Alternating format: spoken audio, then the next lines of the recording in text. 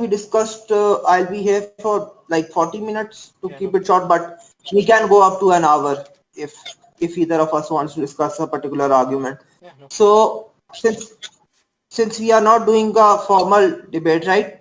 I was thinking that the way we can go forward with this is you make an argument, we can discuss that, then I make an argument, we can discuss that, and on and on. Sure, no problem. That works well. Okay. Okay. Just give me one moment. Okay.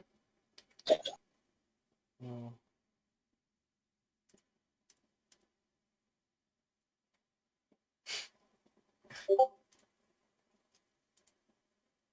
Jesus.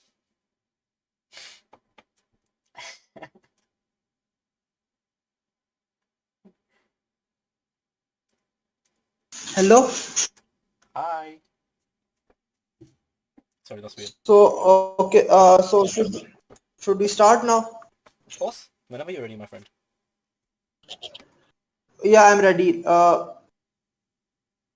So, Since this like you are making the positive claim here, uh-huh. I think you should make the first Okay, go argument. ahead. Okay, no problem. So, in this debate, discussion, talk we're having right now, I'm trying to demonstrate that humans and chimps share a common ancestor, right? And there's only one alternative to this, which is that they don't share a common ancestor. There is no third option. Either we do or we don't. And I'm going to argue from three lines of evidence that we do in fact share a common ancestor. The first line of evidence is the fossil evidence, the fossil record. The second line of evidence is endogenous retroviruses. And the third line of evidence is pseudogenes. Are you happy with that, or do you want me to elaborate more, my friend? Also, your mic's like I didn't very... understand what you said second. Wait, I think your mic is like it's got feedback. Okay. Yeah, I'll mute it. So when you are speaking, so you don't hear the noise. But I didn't understand your second point. Your first point was fossil record. Sure. Third was pseudogenes. I didn't get what was the second. Endogenous retroviruses. Are you familiar with that, or would you like me to tell you about that a bit?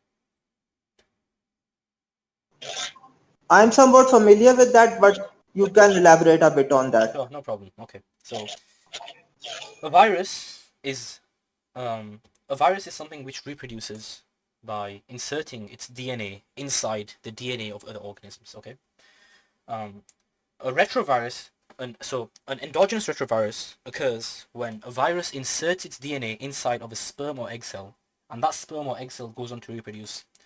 So let's say we have a sperm cell with the human genome on it, right?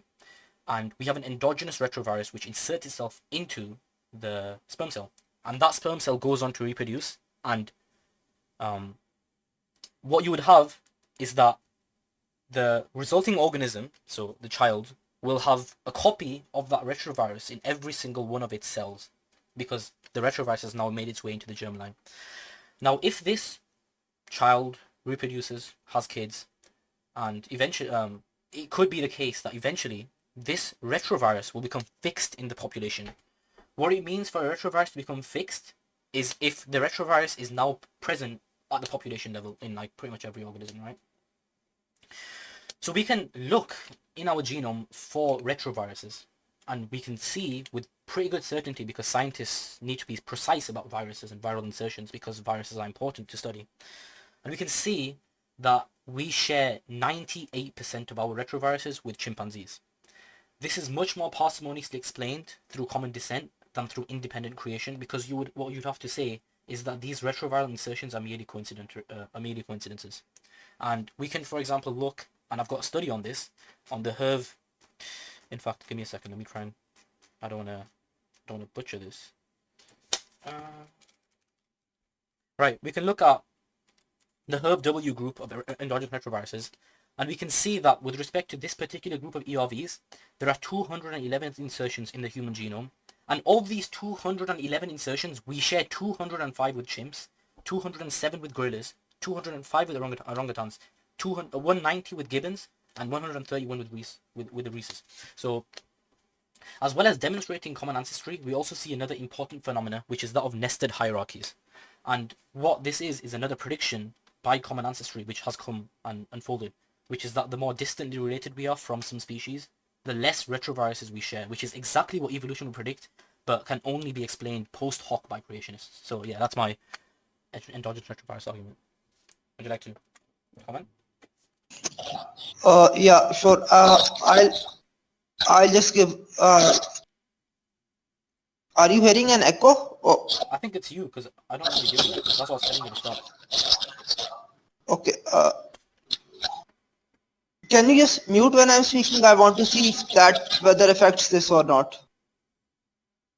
Okay, thanks. So basically, since these are your first arguments, I'll just give a basic response to each of them, and then we can have a discussion. As for the point about fossil record, there are actually massive problems with the fossil records with regards to human chimp common ancestry, since that is the topic of this debate, right? Because it is quite abrupt in general, but forget about in general for now. Even in the case of human chimp common ancestry, like the ancestors of humans, there are massive problems with the fossil record because it is quite abrupt with gaps.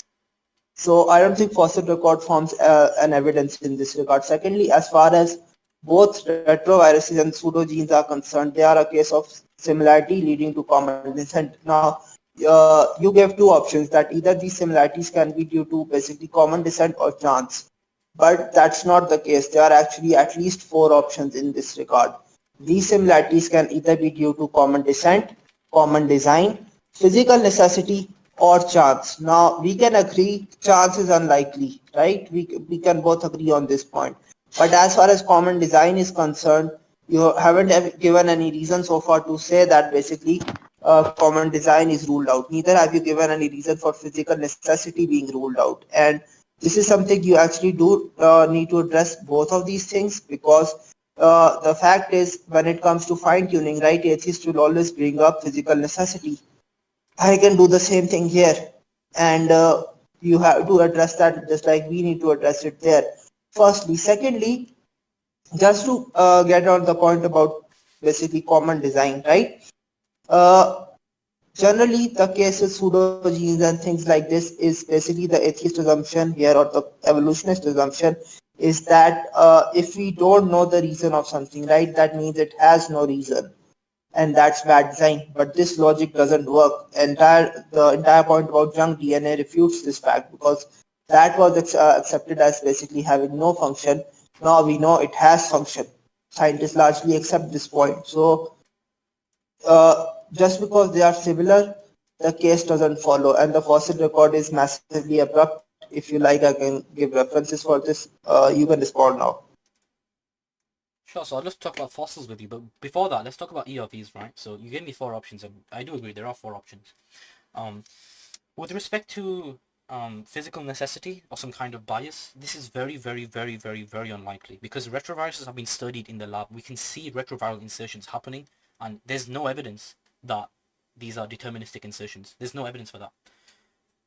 You mentioned common design, common designer, right? I mean, sure, common design maybe, but the issue with the common design hypothesis is that it's totally unfalsifiable. It's totally unscientific, and we can get into like epistemology if you want, but the issue with the common design argument is that you can't predict anything with it, and it will predict everything. There's nothing that a common design argument won't like encapsulate because you can literally like it's unfalsifiable. So it's a very unscientific. It's a very unscientific like argument. It's very unparsimonious, and there's no reason. What? What? What? It's been kicked. Do I keep going? Soldier of Allah, we're gonna have to. Jesus. Wait, can you somebody bring him back in?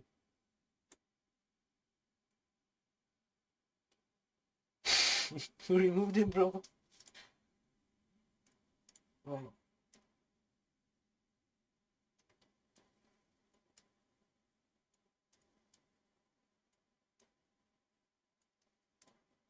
I can't add any of them to the poll. So,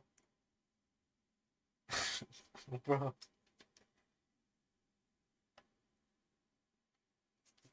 Soldier of Allah, you gotta sort this out, man.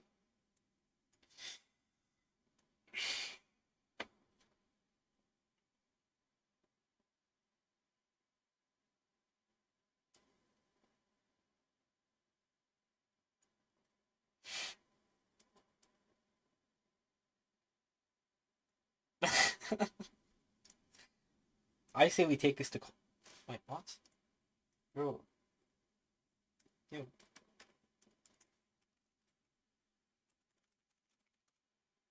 Wait.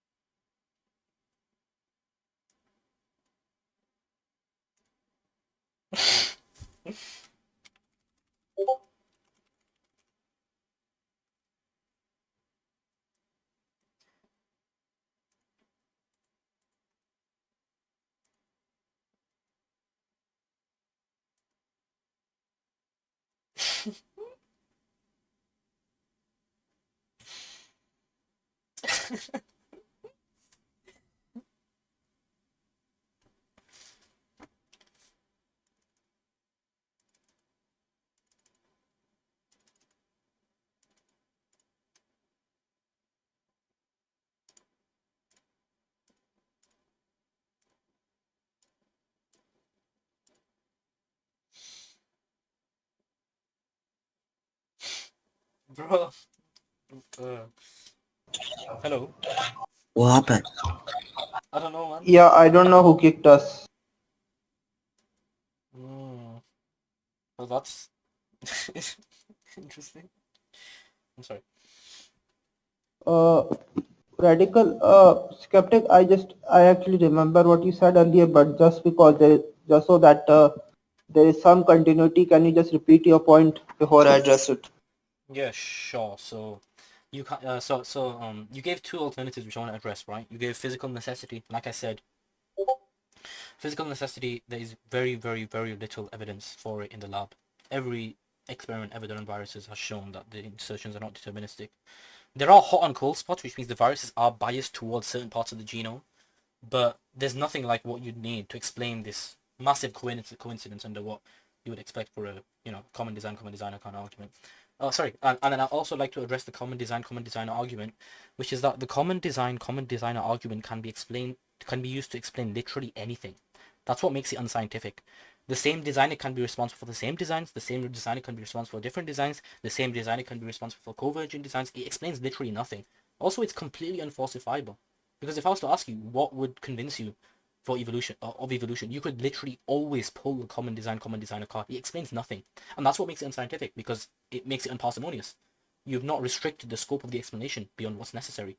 The scope of the explanation is so broad that it explains literally all phenomena. So that's what I would say. I mean, you can respond. I think we've fixed the echoing now, so I can stay unmuted. But, Okay. Yeah, I think when both of us mute when the other person speaks, the echo problem goes away. I'll address both your points. So your basic response is that basically there is no evidence of physical necessity, and the common design is basically it is compatible with a lot of things, so it's basically unfalsifiable. I'll address both these points. As far as physical necessity is concerned, right? Just because we don't have evidence for this right now, that doesn't mean there is no evidence, and it's the same is the case with the fine-tuning argument. Either way the problem applies, just because so either necessity is right both times or it is wrong both times. Right now we don't have evidence for necessity for either one, so atheists have to basically decide what they are going to choose in this regard. That's as far as physical necessity is concerned. As far as common design is concerned, right, just because it is unfalsifiable, that doesn't mean it's false, firstly. Secondly, as far as as it being unfalsifiable is concerned, that problem affects neo-Darwinism as well, and I'll explain why. Right? In case of common ancestry, of course, you can just look at the differences and always move it up earlier. That if there are two species that are very different right now, they might have been similar earlier, so you can hope there is common descent from that. So this is unfalsifiable either. And secondly, the assumption that drives this entire endeavor, that similarity shows common descent, it is falsifiable, but the problem with that is it is false. Like there are numerous cases in biological life where similarities are not due to common descent. Thirdly, there's another issue involved here as far as falsifiability is concerned with neo-Darwinism. Right now, neo-Darwinism basically, if it's true, there is no design, there is no theology in biological life, right? But this is basically assumed to be false. This is literally assumed to be false, and there are numerous references from scientists in this regard. And the reason intelligent design is not considered science is because design isn't falsifiable, right? Now, if that's the case, then neo-Darwinism in principle can never be proven. Why? Because the claim of neo-Darwinism is that the entire life basically evolved through blind processes. To prove this claim, you have to falsify design, but that is something you say can never happen. If that's the case, then neo-Darwinism itself can be never proven. So these are three reasons why the falsifiability point does not work. But there's a fourth point here. This is not just science. There is an absolutely massive amount of philosophy involved here as well. The simple assertion that similarity shows common descent is a philosophical assertion. So you can't just use science here because there's a ton of philosophy involved as well. Both fields intersect here.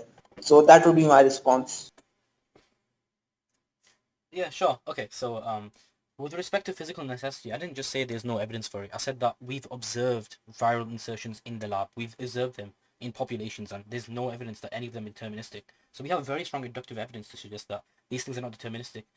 Furthermore, you still have the concept of nested hierarchies, right? Even if these are which severely undermines you saying they're deterministic, because if they are deterministic, why is it that these form nested hierarchies which are exactly explained by the evolutionary hypothesis and can only be explained ad hoc by creationists? So I mean, I think we're doing too much, right? So let's just stick to this one.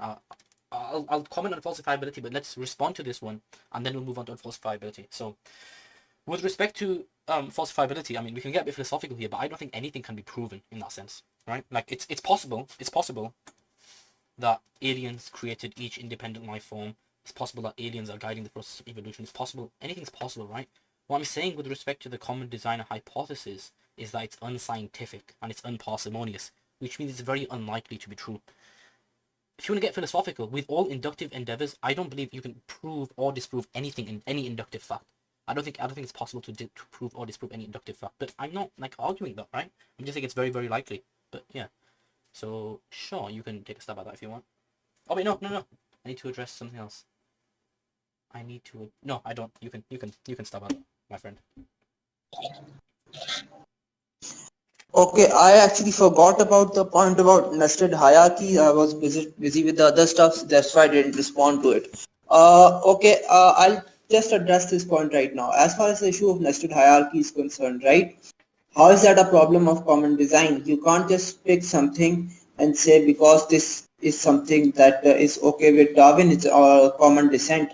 That's its evidence for common descent. There is no problem on this with common design as well. And I agree, you can't, depending on the criteria you use, you can't prove or disprove anything.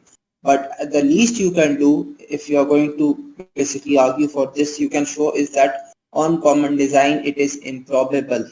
If that's the case, right, then your argument would have something to stand on. But if you can't even show it's improbable, I don't think your claim works here even in principle. I don't remember what your first point was before nested hierarchies can, actually it was about physical necessity. I'll just address that point. Right now we don't have evidence for this, right? We don't have evidence for physical necessity or some sort of necessity in being involved here. But just because we don't have evidence right now, absence of evidence is not evidence of absence. There could be some other processes involved in this case that we don't know about. And the thing is, this is identical to the fine-tuning problem.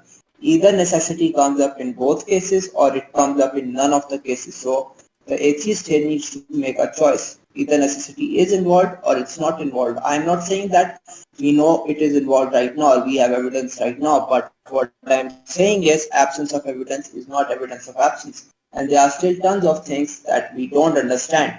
Now, just to make one more point about this entire issue, right?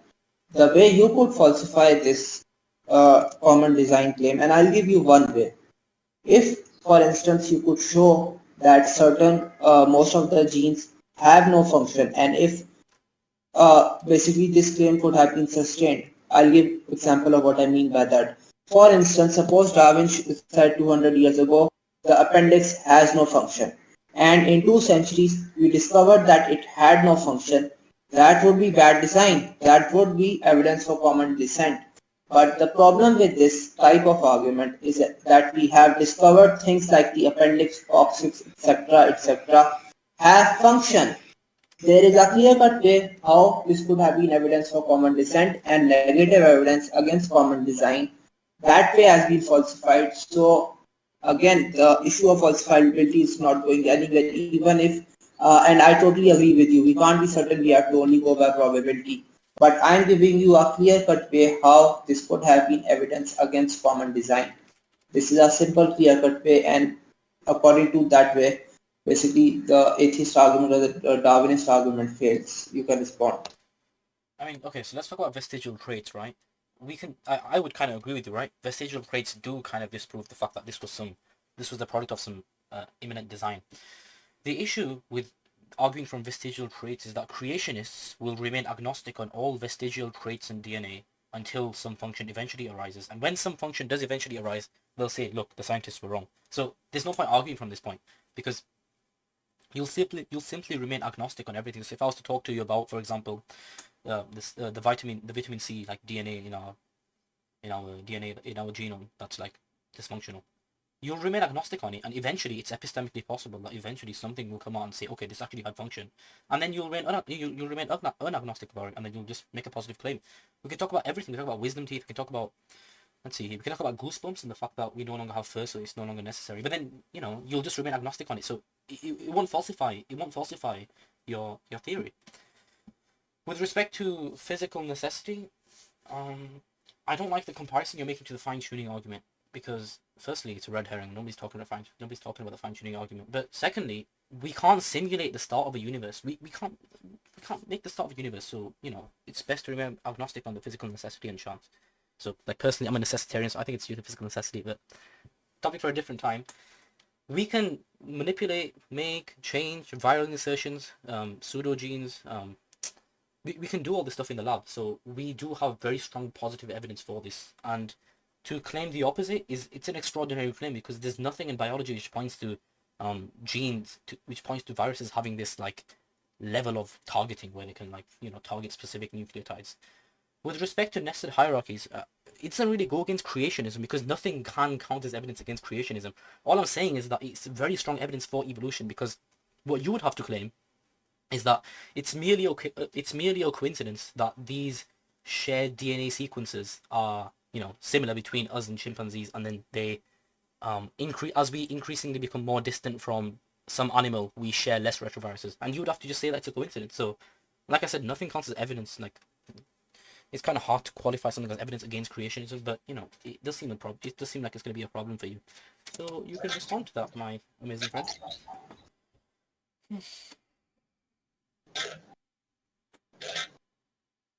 Okay, I'll respond to these points. Firstly, the point about vestigial organs, right? There is a problem with the atheist logic here, because there are two definitions of vestigial organs as vestigial basically things, as you know, right? Let's basically if one definition is that the organ or the part is useless, and the second definition it originally had a different function, now it has an other function. But the problem is you can use the first definition, right, as an argument against design. You can't use the second definition, and I'll give a very simple reason.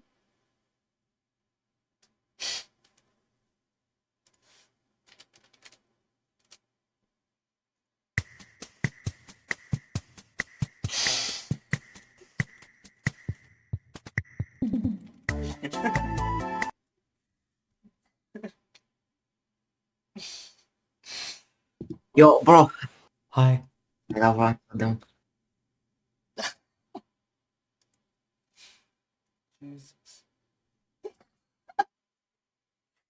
no. Guys, Bro, I'm bro, I want beef. come on, man. Come on, man, bro.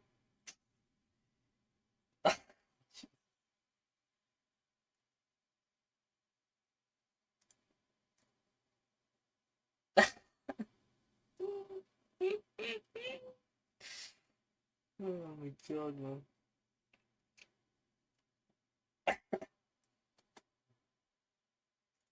Right, the next debate is going to be hosted on Colony.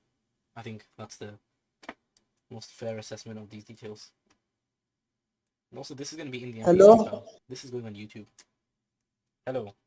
Yeah, the next debate will be hosted somewhere else. Pardon? Uh, can you just repeat your point before I respond to it? Yes, we just talked about nested hierarchies, parsimony, and you were talking about vestigial grades. I mean, we can just discuss now, right? I think we're civilized enough, but maybe. Yeah, okay. I'll respond to that. I think the last time I was speaking about basically the logic of vestigial organs, right, and how this is a bad design argument. So basically, there are two definitions of vestigial organs. On the first, that these organs have no function, right? That is an argument for bad design, and that can be used as evidence for common descent. But if we use the second definition, right, how is that bad design? Literally, if something, body part, one organ, one gene can have one function in one animal, right, and have a second function in a similar animal. How is that bad design? Or how is that argument against common design? Because in the first definition, where an organ or a gene has no function, I agree, you can use that as an argument against common design. But if you use if the second definition is being used, where one organ, say the appendix, had a different function in supposedly an earlier animal, and it has a different function in the later animal, this cannot possibly be used as an argument for bad design or basically against common design. So that would be my first point. Secondly, you said that the claim is unfalsified regarding basically pseudogenes or whatever junk DNA didn't have a function earlier, so it has a function now. That's why this doesn't work against common design.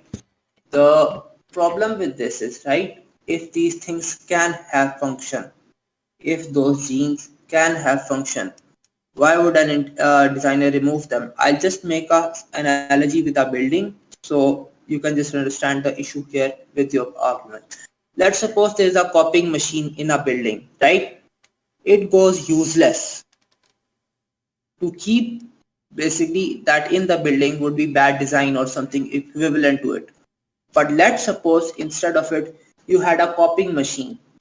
It became useless, but you knew that month later or a year later it will have another function. Then it would be nonsensical or wrong from a design perspective to remove that copying machine from the building, right? This is the same thing that applies to junk DNA, pseudogenes or whatever. If this is the case, right, then the argument against design does not work. And common descent, again, the problem with common descent is that you can just always assume it. The reasoning, the ad hoc, the claim that common design is ad hoc applies just as well to common descent as it does to common design, for instance. And I'll explain the reason why. Ad hoc basically means that some explanation that is adopted out of necessity, right, later, without looking at the evidence first. And I'll explain why this applies to common descent and common design. From the theist perspective, right? From the intelligent designer perspective, you can have intelligent design with one universal common ancestor, and you can have intelligent design with multiple universal common ancestor. So either way, and they are prominent ID proponents who hold both views. So none of them is controversial regards to intelligent design in general. But with regards to the atheist view, right, or the Darwinist view, universal common descent is extremely important.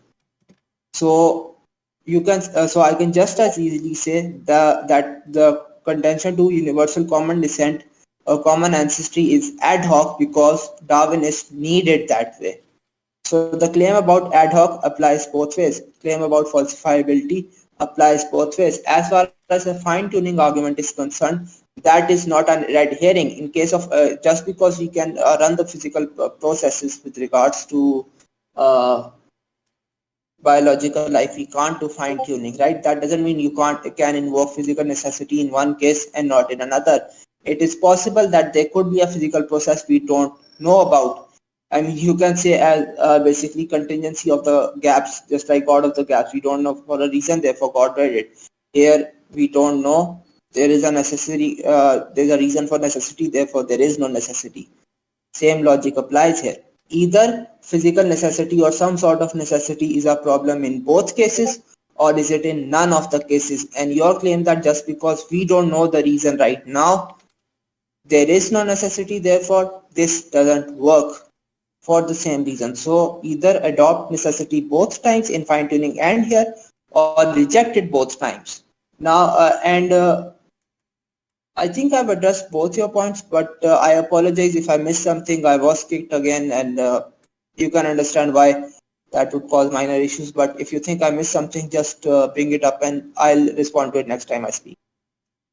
Yeah, sure. I mean, I don't want to get too much bogged down into vestigial traits too much, right? Because I think it's I don't think it's a good discussion to have with respect to evolution. What I will say is that I was talking about non-functional, the non-functional definition of vestigial, right? I don't think, yeah. So I mean, because the second definition of vestigial, in that a trait has been co-opted for a new function and no longer serves its ancestral function, presupposes common ancestry, which obviously is the thing I'm trying to prove. So I mean, I would agree with you there. Secondly, I want to tell you about, did you know that Superman exists, and Superman is actually invisible, and Superman cannot be detected by any scientific apparatus because he's actually metaphysical, but he's pulling everything to the ground at a speed of 9.8 meters per second. So, I mean, what do you think? If I was to tell you that, what would you think? Because you can't disprove that. This is like a similar analogy to like creationism. You can't disprove that. It's just like unparsimoniously explains the facts, and therefore we reject it as an explanation.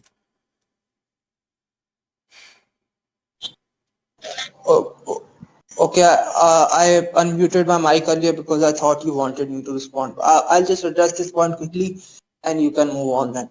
Firstly, in case of Superman basically being metaphysical, right? Firstly, we can't see that, and science basically is limited to empirical claims. So if anything, that would be a philosophical claim, right? Not a scientific claim, and purely a philosophical claim. Secondly, you are assuming that both these things are equivalent. I don't see how that's the case.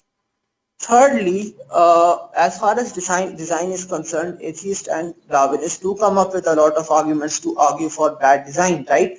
Or similar cases of vestigial organs or other claims like this. So there are arguments made against design. So if you are saying that basically it's unfalsifiable, right? Then that's a problem for Darwinism as well, Neo-Darwinism, because Neo-Darwinism is, for it to be true, it has to falsify design to an extent. Same problem applies both ways. The ad hoc nature applies both ways. The problems you are mentioning with common design, basically they apply identically to common descent. So you have nothing here in this regard. And fourthly, just to make one more point in this regard, because this is something I've seen a lot of atheists and Darwinists assume in this point. There is an assumption in all of this that basically if God would have created humans separately, right, they would have been completely different from all existing life forms. But this is a baseless assumption. I mean, think about this. If an intelligent designer supposedly creates humanity separately, either God can base them on one of the existing life forms or one of the different life forms that don't exist, that's completely different. God or an intelligent designer could do either of these things, and to say that God should or would have done one instead of the other is nothing but a subjective value judgment. So the intuition behind the atheist claim here also doesn't work. But more than that, I think we should bring back our discussion to nested hierarchy and basically the junk DNA pseudogenes or retroviruses thing, because this is going like on tangents that we don't need. I think we should focus mainly on those things. You can address these points. I mean, yeah, sure. I'm happy to move on to that. I think we've said everything that needs to be said here. But yeah, go on. You can talk about nested hierarchies then. Okay. Again, just to address the point about nested hierarchies and basically the entire junk DNA point, I think I've addressed it sufficiently with regards to the basically vestigial claim and how if something can later have a function, removing it would be bad itself. So the logic of bad design arguments, I think, fails there. But more than that, again, in all of this, the assumption is similarities due to common descent. This is just an assumption. Moreover, this is a false assumption. Why? Because there are dozens of things. In fact, there are, I think Simon Conway Morris called the examples of convergent evolution ubiquitous. There are so many cases where similarities are not due to common descent. So the logic is false in this regard. And I'll just give one example, right? Actually, there are dozens of examples. I'll explain why this is a problem. The thing is, we can put this entire argument into premise form in our syllogism. Premise 1, similarities are due to common descent. Premise 2, similarities exist. Premise 3, those similarities are due to common descent. But in this case, we know premise 1 is false, right? Because there are dozens of cases where similarities are not due to common descent. So logic here does not follow. And I think you can bring up some more points about basically junk DNA or pseudogenes or retroviruses, because I think we can go 10 more minutes, right? So you can make your points and then I'll address them and both of us can make closing statements. I mean, yeah, sure. Why not? Okay, so I think that's a very simplistic way of like laying out the argument, right? It's not just similarities are due to common descent. There are similarities, therefore common descent. It's that there are these specific similarities which require an explanation, and these facts are explained much more parsimoniously and much more simply and much more cleanly by common descent than through some kind of independent creation. Because, like I told you, we have the DNA evidence to confirm this. You could argue, and it's possible, it's epistemically possible, that all of these retroviral insertions and all of these pseudogenes are merely there by coincidence and they just form nested hierarchies on accident, right? It's possible, but it's an unscientific explanation. That's the entire point of the argument. And then we also, I mean, we can talk about the fossils, right? But then this, the DNA evidence we do have conforms to the fossil record, which just further, strengthens the case for common ancestry. Like I said, with science, we can't really prove anything, but I mean, I don't think you're really addressing the crux of the argument, right? Just to say that similarity, like, it's a very simplistic way of, summing up what the evolutionary biologists are saying, which there is a 98% consensus, by the way. So sure, you can have a go at that. Before we go on further, are you saying 90%, 98% cases on Darwinism or human or human chimp ancestry? Because I thought the human chimp one was pretty much 100%, at least among the mainstream scientists. I mean, you'll get different results for different polls taken at different times, but yeah, generally speaking, you'll find very, very strong consensus among scientists. And I can produce the poll if you want. I've got it here, that humans were not created and were in fact evolved over time. Okay, I'll address these points and then we can make closing statements. You are recording this, right? Yeah, I'll send you an MP3 file afterwards because there's actually got some personal information and I'm just too lazy to blur it. So I'll cut it out and I'll send you the MP3 file. Okay, yeah, yes, sure.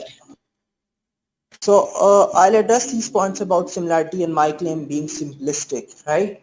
Firstly, as far as it being simplistic is concerned, right? The atheist assumption is that, or the Darwinist assumption, right, is that the similarities in DNA are independent from similarities in embryology, the similarity in anatomy, etc., etc. But here's the issue with all of this. All of these arguments have one assumption: similarities imply common descent. Problem for the atheist position is this assumption is false. The point I'm making is simplistic, but the assumption from the scientists here is simplistic as well. And as far as basically common design is concerned and refuting common design, all of that, right? This is something the atheist side is claiming, or the Darwinist side is claiming to falsify, to prove new. And by falsify, let me be clear, I don't mean certainty. we can't have certainty in this regard. I 100% agree. We can have probability in this regard. The problem is for neo-Darwinism to be correct, you have to show design and other stuff is improbable. If you cannot show that, if you cannot begin to do that, your claim doesn't even start. Now, what was the other thing I was going to say? Yeah, the claim of similarities in retroviruses and other things, right? Firstly, there are two things. These could be, there are conceivable ways why this could have been an argument against common design, namely the bad design, vestigial argument stuff I mentioned earlier. But if that's not the case, right, then this can't be an argument against bad design. And you can't say common design is falsifiable because I gave you conceivable clear-cut ways how it could have been falsified. So this claim doesn't work. Moreover, I think the issue with nested hierarchies is similar. It is, again, the point about similarities equaling common descent. So I think the discussion so far, I think we haven't gone into some of the philosophical details as we should have. Again, this question is not just about science, it is about philosophy as well, massively. Both are involved equally in this case, and those need to be addressed. And to me, it seems at least that the scientists will just assume their preferred philosophy and go forward from there. So this is a problem with basically the neo-Darwinist position. Moreover, the problems for neo-Darwinism are simple, and this is something I should have brought up earlier. I forgot, but there's a massive waiting time problem as well with regards to human chip common ancestry.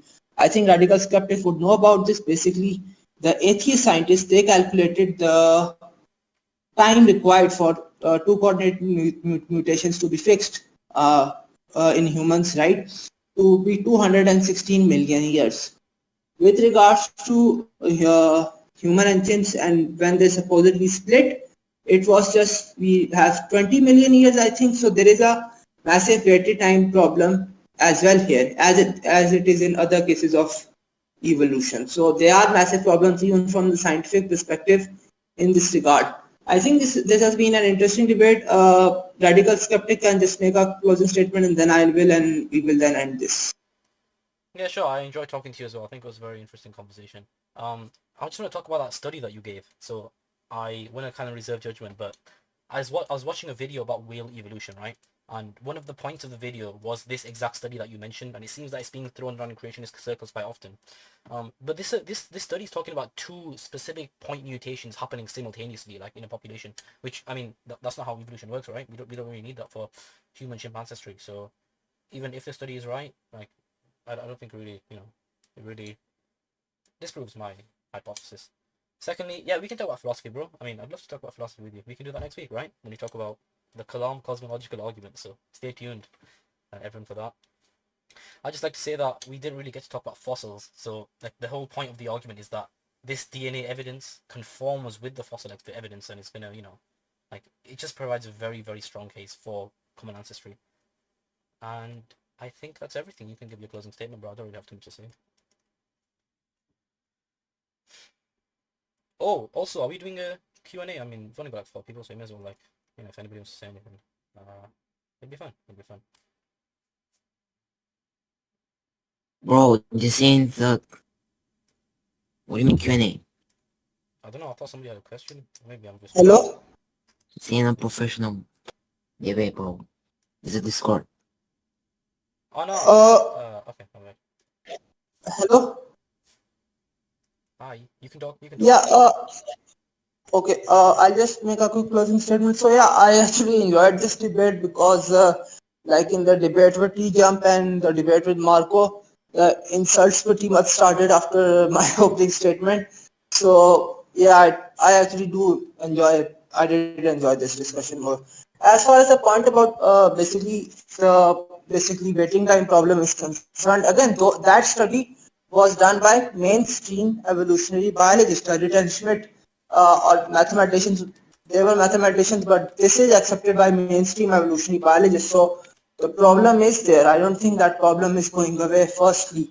Secondly, as far as the issue of fossils is concerned, Again, the fossil record with human for a human evolution is massively problematic, and we can maybe go into a later debate, not the next one, but later one on the fossil record and the problems for Darwinism. Thirdly, as far as basically DNA evidence is concerned, like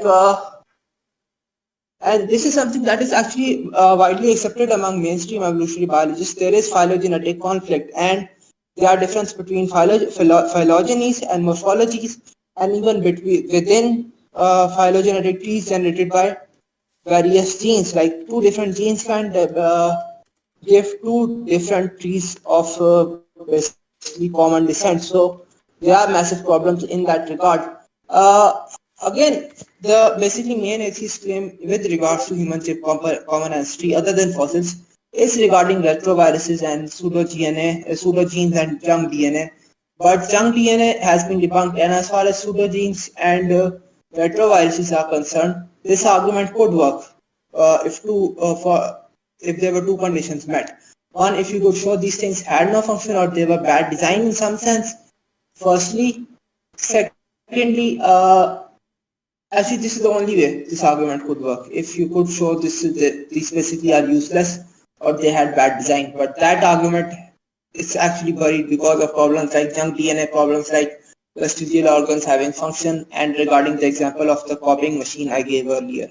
So these problems I don't think are going away. Yeah, I think this was an interesting debate. Next week we can basically we will debate. I'll end my closing statement now. I won't be having a Q&A session today, but maybe for next week I can. And if anyone has questions there, you can bring up there. So next week, Radical Skeptic and I will be basically debating on the Kalam, and I think the PSR will come up in it as well. Maybe then in a few weeks' time, we can debate some other topic, but after that, actually, we'll be taking a break for some weeks. I have to go now. Radical Skeptic, you can just message me or email me or the MP3 file. I'll send you a right? Google Drive link, okay? So you can just download the file, okay? How will you send it? I'll send you a Google Drive link so you can just download the file, okay? Yeah, that's preferable for me as Alright, listen, well. It's where easier can to we watch- download for Google Drive. Where can we watch your